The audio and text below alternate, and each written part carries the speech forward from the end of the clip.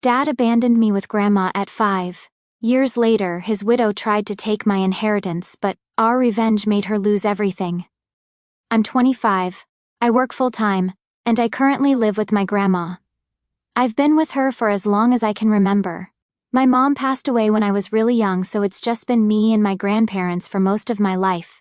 My dad, well, he pretty much vanished after my mom died when I was 5. He left me with my grandparents and just disappeared.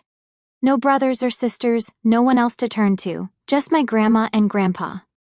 I used to ask all the time when Dad was coming back. My grandma would always smile kind of sad-like and tell me not to worry, but eventually I got it, he wasn't coming back. So yeah, it's been me and them ever since. My grandparents were in their 50s when they took me in, and they weren't rich or anything, but they were the best. They made sure I never felt like I was missing out on anything, you know? I mean, I wasn't spoiled, but they got me what I needed, and they worked hard to make sure I had a good life. Grandma, she was a tough one, always working odd jobs, whether it was at the local grocery store or cleaning houses. She never complained, always smiling, always taking care of me. I still remember how proud I felt when I started school. My grandma saved up enough to buy me this cute little backpack with cartoon characters on it. It was bright pink, I think. I wore it out in like a month from carrying it around everywhere, even when I wasn't in school. I know it wasn't easy for them to get me nice stuff like that, but they always found a way. That's just how they were. As I got older, I started to realize how hard they were working to keep everything together. My grandpa, before he got sick, had a regular job at the post office. He was quiet, but you could tell he loved me, even though he wasn't the type to show it with words. I'd catch him sneaking candy into my lunchbox, or letting me watch TV past bedtime when Grandma wasn't looking. He didn't talk much, but he showed he cared in little ways like that. By the time I was in high school, things were starting to get more complicated. My school was a big deal to me. I was always good with school stuff, you know, studying, doing homework, all that. And I had this dream to go to a really good high school, not just any public school, but one of the top ones. It felt like the only way out of the situation we were in, like I needed to do something with my life to make everything worth it. I remember this conversation I had with my grandma when I was in middle school. We were sitting at the table eating dinner, and she just kind of casually says, "You know, Jenny, don't stress too much about going to a public high school. Choose the one you like." I didn't really get it at the time, but now looking back, I know she was worried about the money. Private schools were expensive, and even though they never let on, I knew they were struggling. So I said, "But what about you and Grandpa? Isn't it going to be tough if I go to a private school?" She just smiled and shook her head. "We'll manage," she said. "We've got some savings." That's how she always was, trying to make everything seem okay even when it wasn't. I wasn't dumb, though. I knew they were doing everything for me, so I made a promise to myself that I was going to work hard and get into the best public high school I could. I wasn't going to let them spend money they didn't have. I studied like crazy, I'm talking late nights, early mornings, flashcards everywhere, and when the entrance exam came, I nailed it. Got accepted into one of the best public high schools around. I'll never forget the look on my grandparents' faces when I told them. My grandpa, who barely ever said a word, got up from his chair, came over to me and gave me this big, tight hug. I swear it was the first time I'd ever seen him cry. They were so proud of me. I think that was the first time I really felt like I was doing something right, you know, like I was paying them back for everything they had done for me. Grandpa even booked a table at this nice restaurant in town to celebrate. We didn't do things like that often, so it was a big deal. I felt like the luckiest girl in the world that day. But high school wasn't all sunshine and rainbows. A couple of years in, things started to change. I'd come home after school, and the house felt different, like this cloud was hanging over everything. I remember walking into the kitchen one day and seeing my grandma sitting at the table, her head in her hands. I asked her what was wrong, and she looked up at me with these tired eyes and said, "Grandpa's sick." I didn't know what to say. I mean, what do you say to that?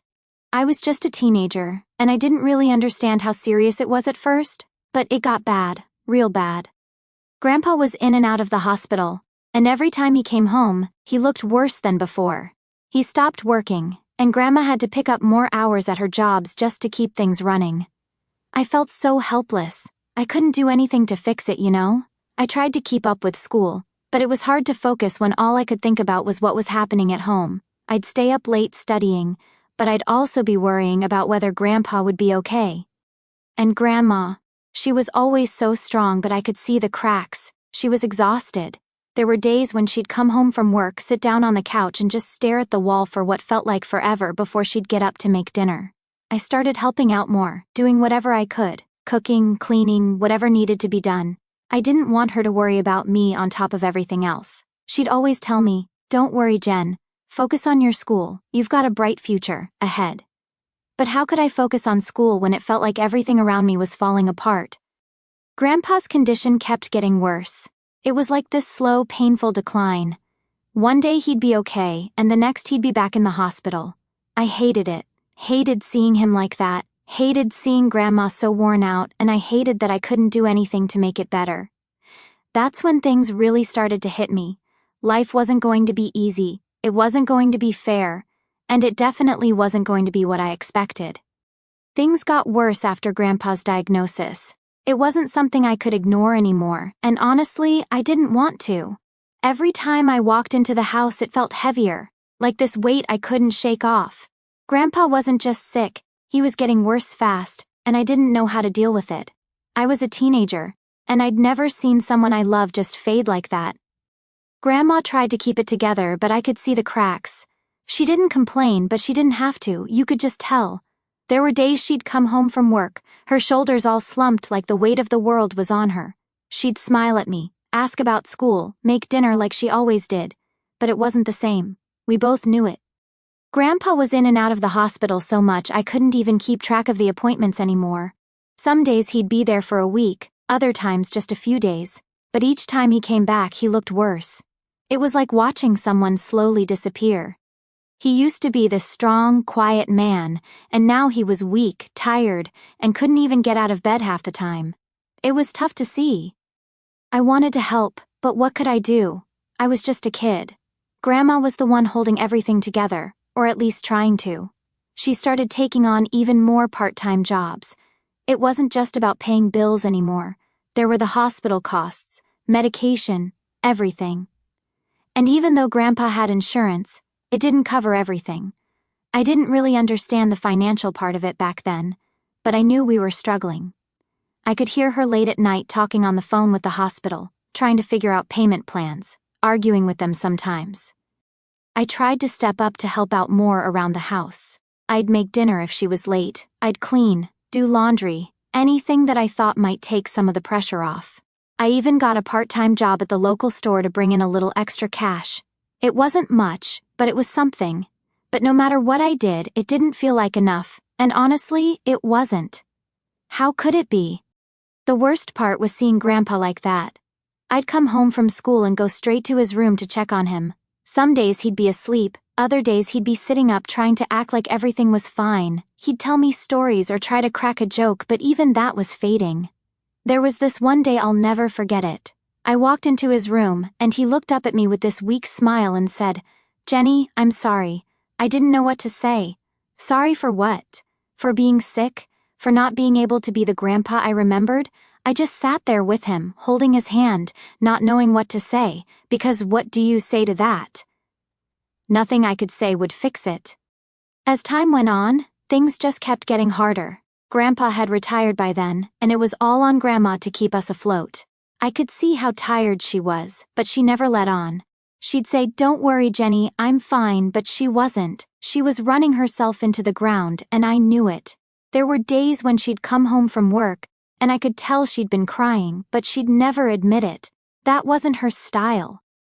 And then, there was the hospital. It felt like every other day there was some new complication with Grandpa's health. The doctors would explain things to me, but I didn't understand half of it. I just knew it wasn't good. One night, Grandma and I went to visit him, and he was hooked up to all these machines.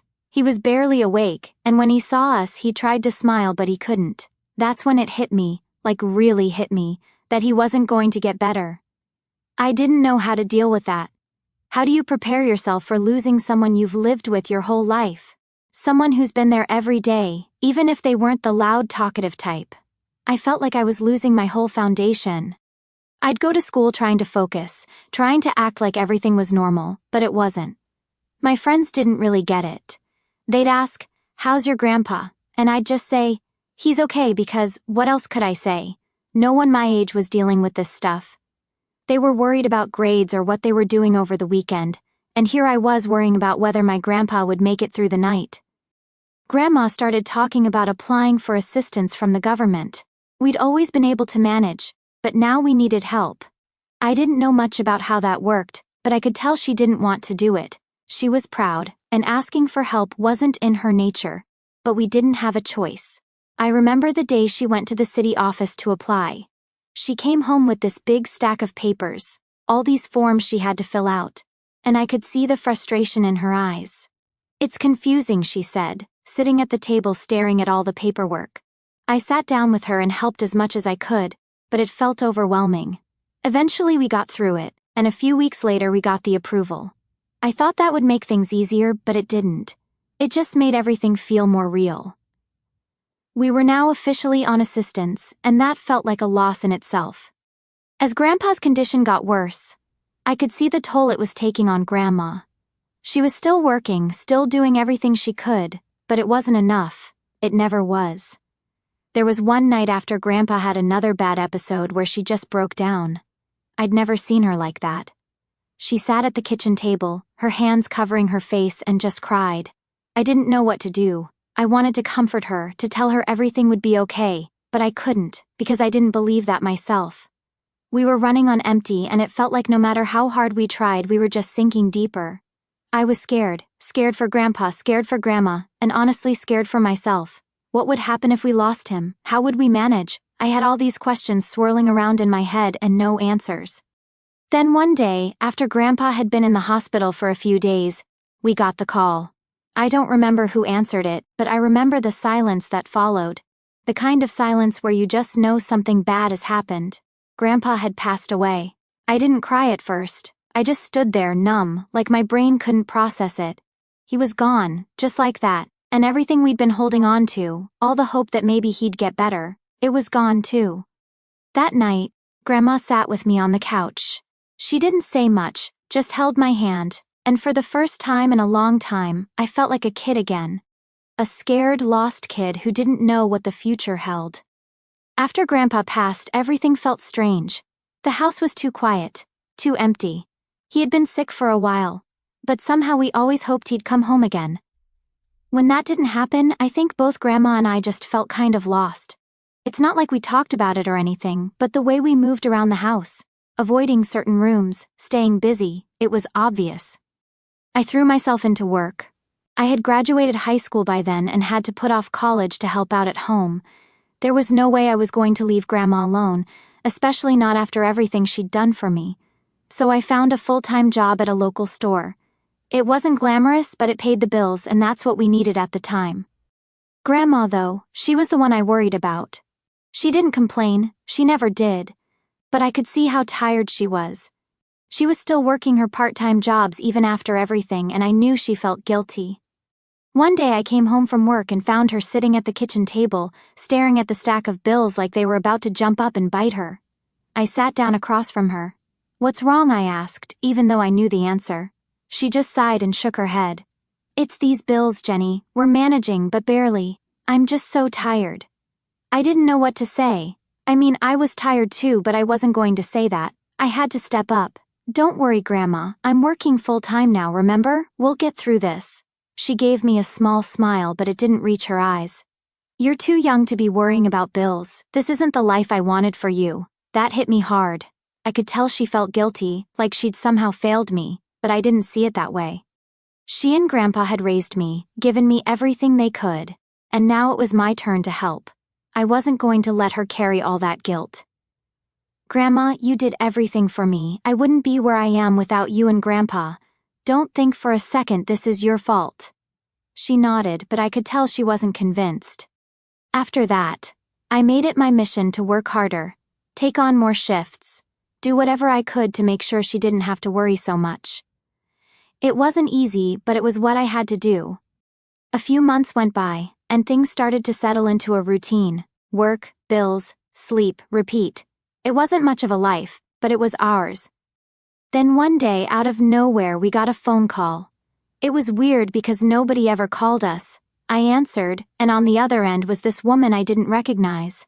"Hello, is this Jennifer?" she asked. "Yeah, who's this?" There was a pause, and then she said, I'm your father's wife." My stomach dropped. My father?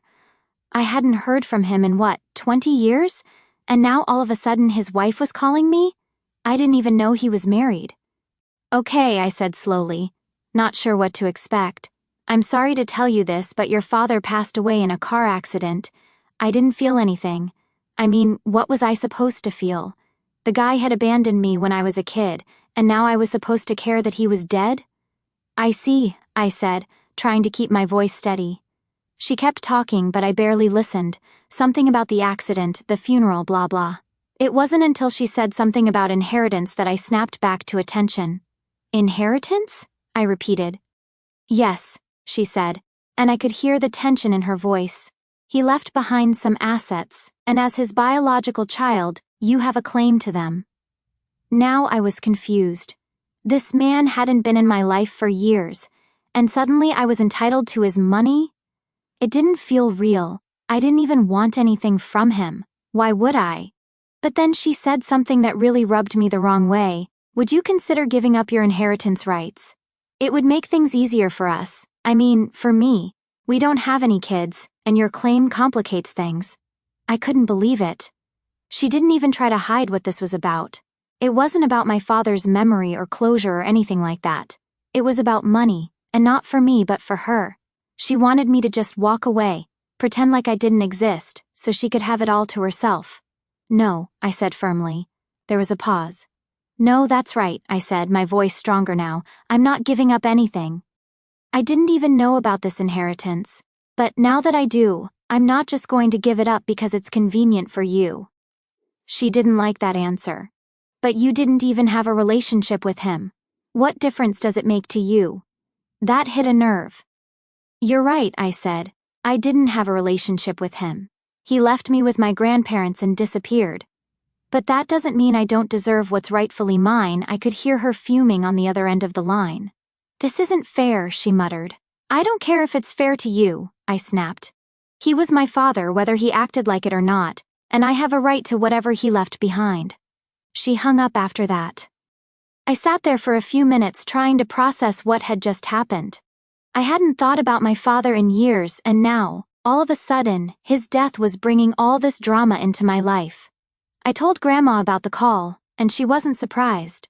"I always knew your father was selfish," she said.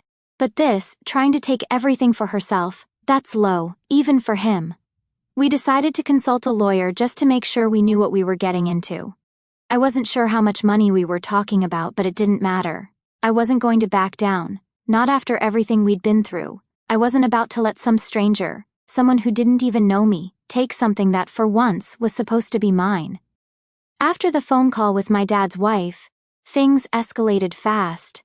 It wasn't just about my inheritance claim anymore. It became this weird battle between me, someone who hadn't even seen her father in over 2 decades, and his second wife, who clearly wanted everything for herself. I wasn't trying to be greedy, but the way she came at me, demanding I give up my rights without even a proper conversation, rubbed me the wrong way. So I dug my heels in. The first thing I did after talking to Grandma was call the family lawyer. He was actually a cousin of ours, and I'd only met him a few times growing up, but Grandma swore by him. She called him a straight shooter, which basically meant he didn't mess around with nonsense. I liked that. I didn't want drama, I just wanted to know what my rights were and where I stood in all of this. I sat down with him a few days later, and he went through everything with me. My dad had left behind a decent amount of assets, some savings, property, a few investments here and there. It wasn't like he was rolling in it, but it was more than I expected from someone who had basically ghosted me for most of my life. The part that got me was how much of this was a surprise. I knew nothing about his life after he left. The lawyer said the second wife had been living pretty well, and now that my dad was gone, she wanted to hold on to everything. "So what do?" I asked the lawyer, sitting in his stuffy office, feeling a little out of place. I didn't know anything about legal stuff, especially something like inheritance. I mean, this wasn't exactly something we learned about in school. Well, he said, adjusting his glasses and looking through some papers, you have a claim to half of your father's assets. As his biological child, you're entitled to that unless you choose to waive your rights. I shook my head. I'm not waiving anything. He smiled a little. I didn't think so. But the other side, meaning your father's wife, is likely to contest it. This could get messy. I didn't really care if it got messy. I wasn't going to let her bully me out of what was mine. But I had to think of Grandma too. She was still recovering from everything with Grandpa, and I didn't want to drag her into some legal battle. But when I talked to her about it, she was all for me standing my ground. You deserve this, Jenny, she said firmly. After everything you've been through, don't let that woman take what's yours. So that was it. We were in. The lawyer filed the necessary paperwork, and it wasn't long before the second wife's lawyer got in touch with mine. Apparently, she wasn't happy about me staking a claim and was prepared to fight. I tried not to think too much about it, but it was hard. I'd come home from work every day wondering if there'd be another call, another piece of paperwork, something else to deal with. It started to consume a lot of my time, which I guess is what legal stuff does. Then one day there was a knock at the door. I wasn't expecting anyone, and Grandma was out running errands. I opened the door, and there she was, my dad's wife, standing right on my doorstep. "Can we talk?" she asked, looking all stressed out, like this whole situation was wearing her down. I didn't really want to, but I figured I'd hear her out. "All right," I said, stepping aside so she could come in. We sat at the kitchen table, the same table where Grandma and I had talked about everything just weeks before. It felt weird, like I was letting the enemy into my house, but I was curious about what she had to say. "I know this must be strange for you," she started, fidgeting with her hands. "You didn't have a relationship with your father, so why are you pushing this?" Her tone wasn't aggressive, but it was clear she was trying to guilt me into backing down. I wasn't having it. I didn't have a relationship with him because he left me, I said, keeping my voice steady. "But that doesn't mean I don't have a right to what he left behind." She sighed. "But I was his wife. I was there for him when no one else was." "I'm not saying you don't deserve something," I replied, "but I'm his daughter, and I'm not giving up my rights just because it's inconvenient for you." Her face tightened. "Inconvenient? You have no idea what this has been like for me. Losing him, dealing with all of this, and now this inheritance battle. You don't even need the money."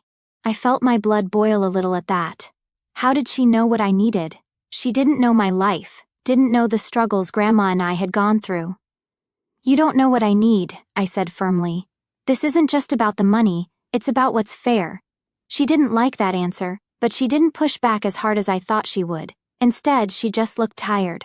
"I just want this to be over," she muttered. "Well, it'll be over when we settle this properly," I said, not backing down. "I'm not giving in just to make things easier for you." There was a long silence after that. She stared down at the table, and I could tell she was trying to figure out what to say next, but whatever she was thinking, she kept it to herself. After a few more minutes of awkward silence, she stood up. "I hope you reconsider," she said, her voice flat, like she knew I wouldn't. I didn't say anything as she left, just watched her walk out the door, feeling this weird mix of anger and confusion. I didn't want to fight with her, but I wasn't going to let her push me around either. When Grandma got home later, I told her about the visit. She just shook her head. "She's desperate," Grandma said, "but don't let that change your mind. You're doing the right thing." I hope she was right. I didn't like how things were playing out, but I knew one thing for sure: I wasn't going to let anyone take advantage of me. Not now, not ever again. So after the visit from my dad's wife, things got even more complicated. The legal stuff was already in motion, and I knew we weren't backing down. I didn't hear from her again directly, but my lawyer sure did. He started getting all these aggressive letters from her side, trying to push for a quick settlement, basically trying to get me to give up. But I wasn't budging. The thing is, this whole situation had started to wear on me. I wasn't sleeping great, and every time the phone rang, I'd get this knot in my stomach, worried it was more drama about the inheritance. Grandma kept telling me to stay strong, but I could tell she was getting tired too. We didn't have the luxury to ignore it. Every day felt like there was a new letter, a new request from their lawyer trying to get me to give up, and I was starting to feel like I was stuck in a never-ending battle. Then out of nowhere, my lawyer called me one afternoon while I was at work. "We've got a problem," he said, his voice all tense. I immediately felt my stomach drop. "What now?" I asked, already bracing for the worst. "She's contesting your claim," he explained. "She's saying that your father didn't want you to get anything, that he specifically wanted it all to go to her." I was stunned. "What? How can she say that? There's no will that says that, right?" He sighed. "Right, but she's claiming that was his intent, that he just never got around to putting it in writing." I couldn't believe it. It felt like every time I thought things were starting to settle, they found a new way to stir it all up again. "So what do we do now?" I asked, feeling more frustrated than anything. "We fight it," he said simply. "She can claim whatever she wants, but unless she's got solid proof, it's not going to hold up in court. It's a scare tactic, plain and simple." I nodded, even though he couldn't see me. I knew he was right, but it didn't make it any easier to deal with. Every step of this process was just dragging out, making everything more exhausting. Weeks passed, and we kept going back and forth with their lawyers. At one point, they even tried to say I wasn't really his daughter. Yeah, seriously, they were that desperate to get me out of the picture. I couldn't believe the lengths they were going to just to keep me from getting what was mine. I remember sitting down with Grandma one night, feeling completely drained. "I don't even know why I'm doing this anymore," I told her, slumping down on the couch. Grandma gave me this look, like she knew exactly how I was feeling. "You're doing this because it's the right thing," she said, her voice firm. "Don't let them bully you out of what's yours. Your father might not have been in your life, but that doesn't mean you don't deserve your share." She was right, but it was hard to keep that in mind when it felt like the fight was never going to end. Still, I kept going. We filed responses, showed up to meetings, and basically just kept pushing forward. Then one day, I got a call from my lawyer that changed everything.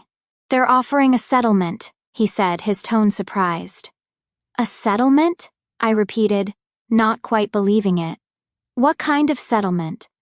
"They're offering to split everything 50-50, no further contest," he explained. "They'll drop all their claims, and you'll get half of the estate." I sat there stunned. After all the fighting, all the back and forth, they were finally willing to settle. I didn't know what to say at first. Part of me felt like maybe I should have kept pushing, maybe I should have held out for more, but the other part of me was just relieved that this might finally be over. "What do you think?" I asked him. "I think it's a fair offer," he said. "It's what you were entitled to from the start, and it's better than dragging this through court for another year." I nodded. "Okay, let's take it." When I told Grandma about the settlement, she looked relieved too. "I'm proud of you," she said, smiling at me. "You stood your ground. That's what matters." And just like that, it was over. The paperwork was filed, and within a few weeks the estate was officially divided. I didn't feel the rush of victory or triumph that I thought I might. It was more like this quiet relief, like a weight I'd been carrying around for months had finally been lifted. We got our share, and it was enough to take care of the bills, put some savings away, and finally let Grandma retire from all those part-time jobs she'd been working. That was the best part of all of this. She didn't have to struggle anymore, and for the first time in a long time, I felt like things were going to be okay. I thought a lot about my dad after everything was settled. Part of me still couldn't believe how things had played out. He wasn't a part of my life, hadn't been there for me or Grandma, but in the end, he'd left something behind. Maybe it wasn't intentional, maybe he never meant for me to get anything, but it didn't really matter anymore. I had my life, and I had my family, my real family, the ones who had always been there for me. When I looked at Grandma finally resting after years of hard work, I knew we had made the right choice. It wasn't about the money, not really. It was about standing up for ourselves and not letting anyone take advantage of us. My dad's wife might have wanted it all, but in the end, we got what we deserved, and that was enough for me. It's funny how things change after everything calms down. After all the drama with the inheritance was finally over, life kind of just moved on. I thought I'd feel different. Like I'd have this big moment where I'd finally be able to relax and breathe. And I did, sort of, but not in the way I expected. After we got our share of the inheritance, I focused on making sure Grandma was taken care of. That was always the goal, really. I wanted her to be comfortable, to not have to worry about money or bills or any of that anymore. She'd worked so hard her whole life, especially after Grandpa got sick, and now she didn't have to anymore. That alone made all the stress and fights worth it. But honestly, once everything settled, I found myself feeling kind of empty. It's weird, right? I'd spent so much time fighting, pushing through all the lawyer stuff, and thinking about my dad and his wife that when it was all done, I didn't really know what to do with myself. I guess part of me had always been waiting for some kind of closure. Like maybe I'd get some answers about why my dad left or what his life had been like after he disappeared. But none of that ever came. There was no big revelation, no final piece of the puzzle that made everything make sense. He was just gone, and that was that. One day, Grandma and I were sitting on the porch, just watching the sun go down. It was one of those quiet moments where neither of us said much, but I knew we were both thinking about everything that had happened. "You did good, Jenny," she said out of nowhere, her voice soft but firm. I looked over at her and smiled. "Thanks, Grandma." She nodded and then said something I didn't expect. "It's time for you to start thinking about yourself now. You've been taking care of everyone else for so long, but you've got a whole life ahead of you." I didn't really know what to say to that. She was right, of course. I had spent so much time worrying about everyone else, I hadn't really stopped to think about what I wanted. But now, for the first time, I felt like maybe I could.